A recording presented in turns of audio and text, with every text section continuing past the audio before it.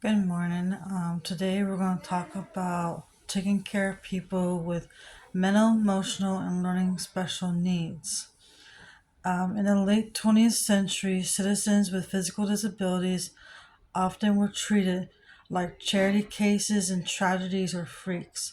Unable to support themselves in the United States manufacturing and agriculture basic economy, people with disability frequently had to panhandle and live on the streets.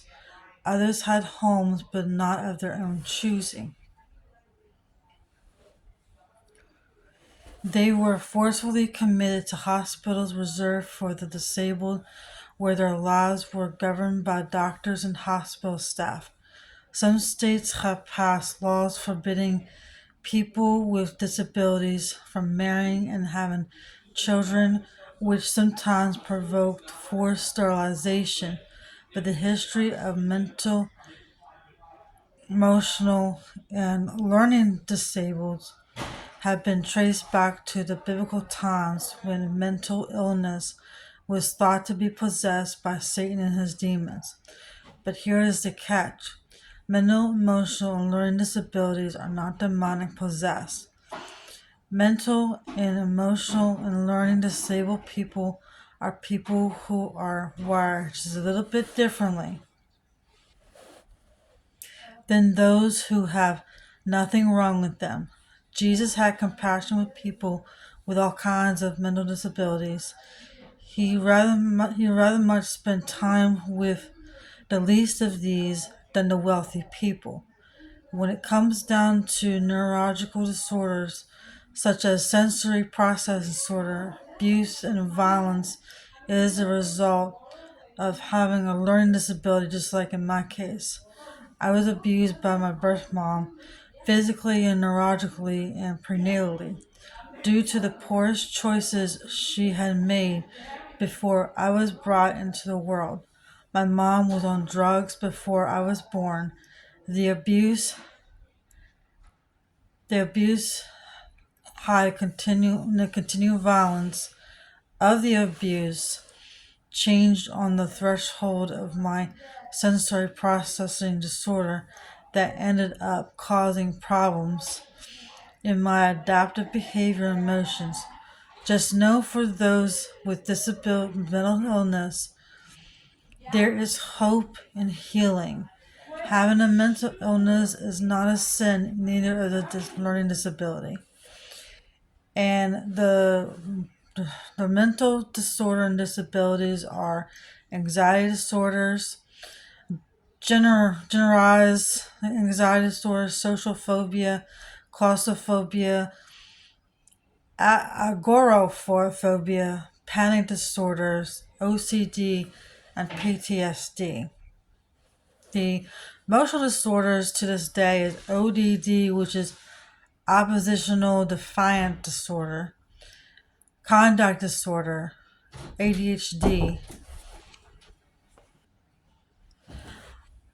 Also, there's dissociation disorders, dissociation amnesia,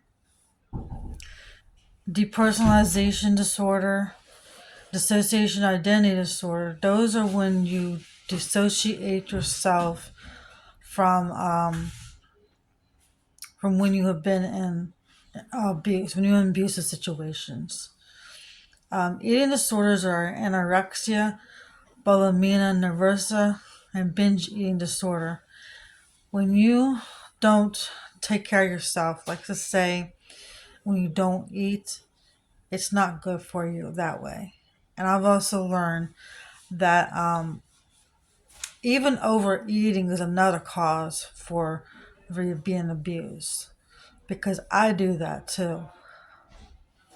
Now, the form of OCD is actually an anxiety situation, like an issue. Paranoia is kind of like a schizophrenic type thing where you have a hard time determining what is real versus what is hallucinating. PTSD, this occurs when a person has experienced anything traumatic in their life that has affected them. It can develop as a response to people who have experienced any traumatic event. This can include, for example, a car accident or a serious accident, war-related events, or torture. Then there's abuse, which I've actually listed, is could be physical, like when someone hits you, slaps you, shoves you, you know the sort. Um, Emotional abuse is always constant criticism, name calling, gaslighting, isolation, threats, guilt tripping, excessive jealousy, withholding affection, constant monitoring, humiliation, dismissiveness, silence, withdrawal, insomnia, low self esteem, uncooperative and aggressive behavior, changes in appetite, signs of distress, false claims, screaming and shouting at you, mocking you, calling you hurtful names, or using derogatory words about you, sulking or refusing to talk or be kind until you do something they want, making you doubt your own sanity, threatening to report you to the police, social services, or a mental health team if you don't do what they say, telling you that they are sorry, that there is an abuse, telling you that you deserve or caused the abuse, threatening to kill or harm you and or your children. Then sexual abuse usually includes the sexual assault, rape, molestation. Then verbal is belittling, swearing, name calling, demanding, ordering, threatening, blackmailing. Mental abuse is basically brainwashing.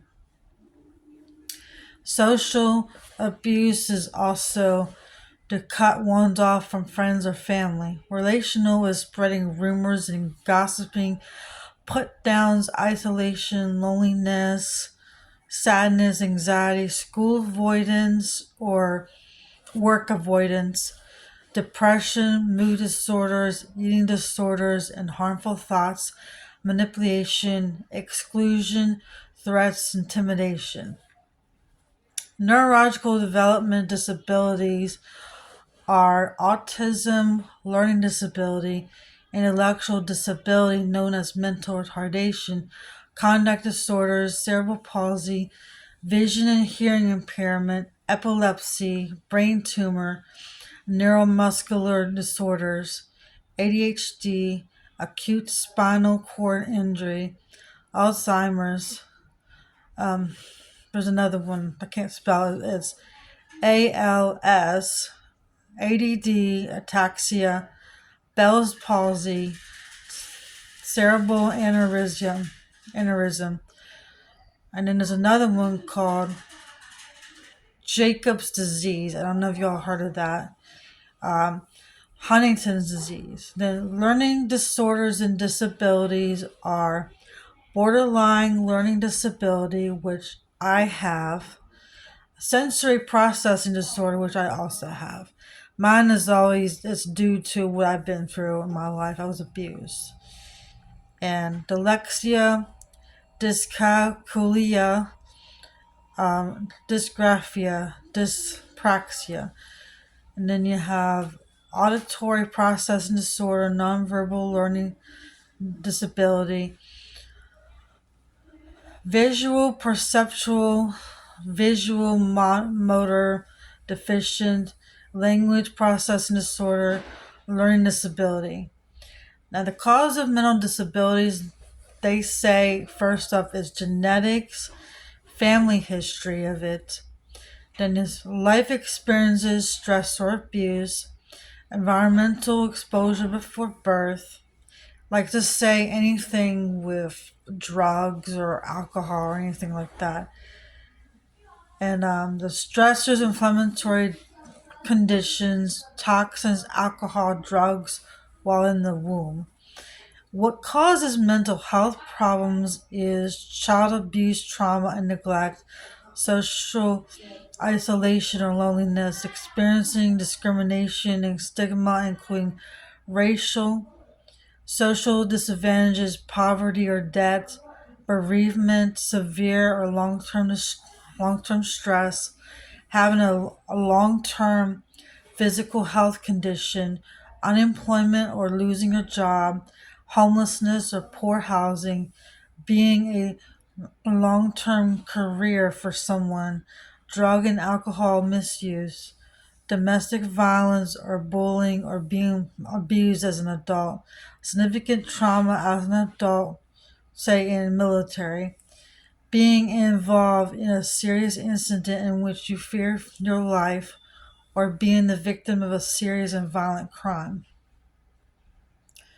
Then the cause of emotional disability is, like I said, genetics, brain disorder, environmental factors, trauma, family dynamics, parenting style, substance abuse, malnutrition, and stress.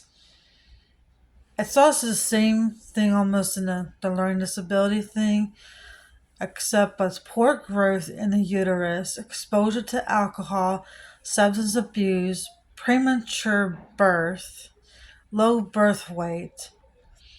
And then one of the things we're going to talk about is being discriminated just by your disability. It could be for anybody with disability. Getting discriminated based off one's disability and being separated from those taking care of them.